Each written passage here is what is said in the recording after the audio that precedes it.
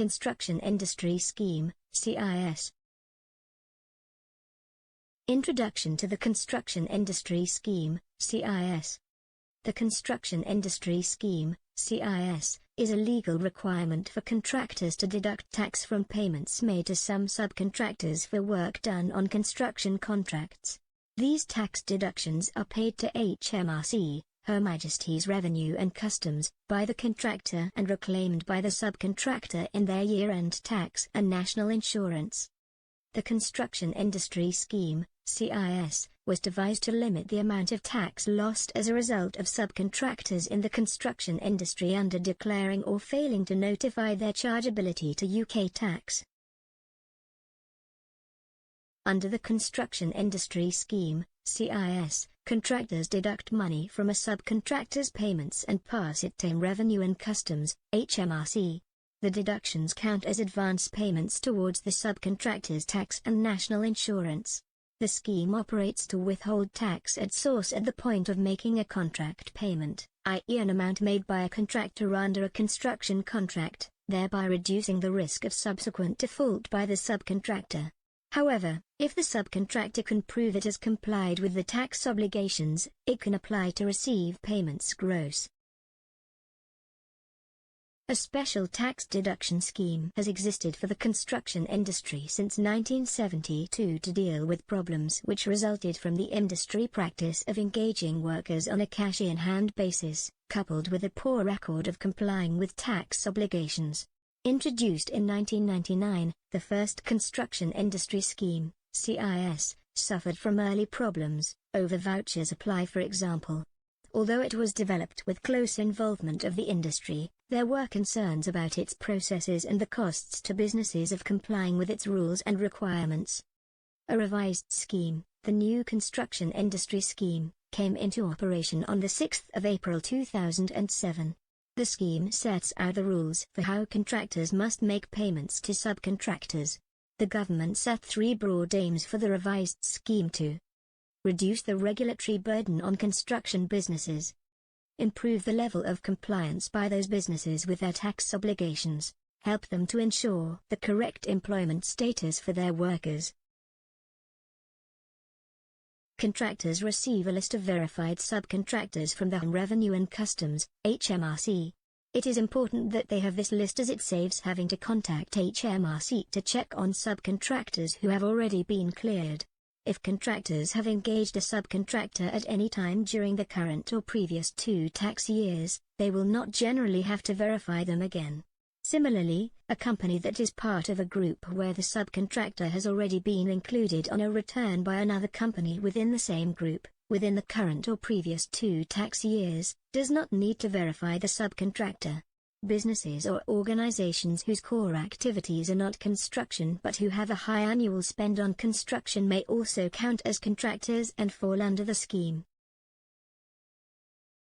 The scheme covers all construction work carried out in the UK, including jobs such as site preparation, alterations, dismantling, construction, repairs, decorating, demolition.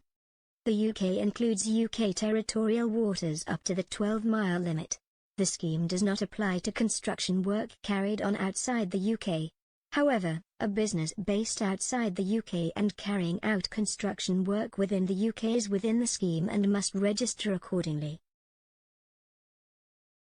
Types of businesses that are covered by the scheme. The scheme covers all types of businesses and other concerns that work in the construction industry, including companies, partnerships, self-employed individuals.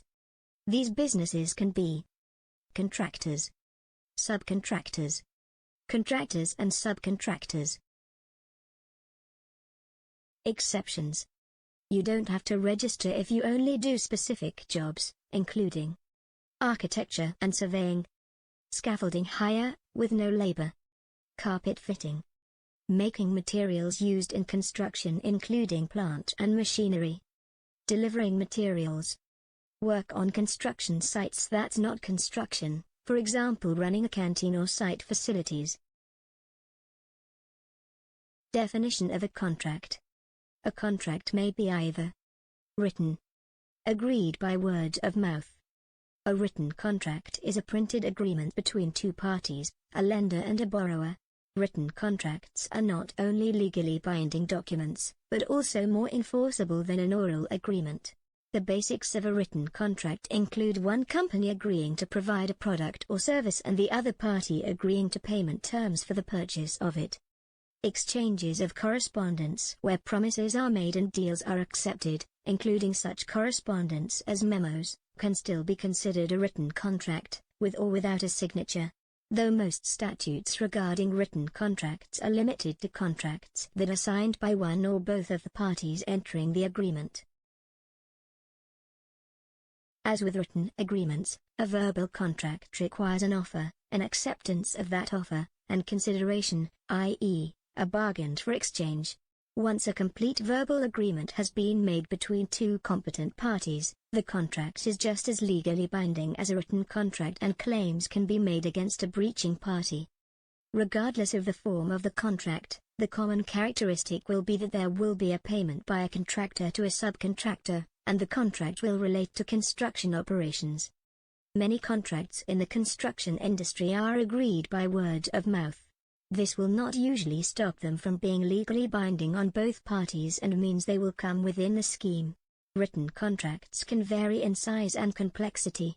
When you have decided that a contractor and a subcontractor are parties to a contract and that the contract is not one of employment, you need to determine whether it's a contract that relates to construction operations. Contractor. A contractor is a business or other concern that pays subcontractors for construction work. Contractors may be construction companies and building firms, but may also be government departments, local authorities and many other businesses that are normally known in the industry as clients. Some businesses or other concerns are counted as contractors if their average annual expenditure on construction operations over a period of 3 years is £1 million or more. Private householders are not counted as contractors, so are not covered by the scheme. Responsibilities of contractors.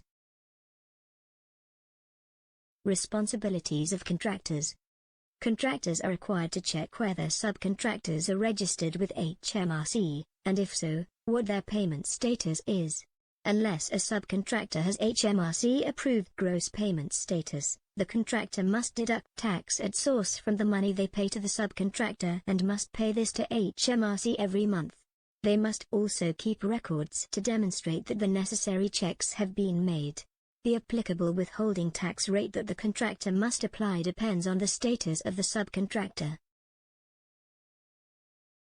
Subcontractor. A subcontractor is a business that carries out construction work for a contractor. The definition of subcontractor doesn't just refer to self-employed tradespeople.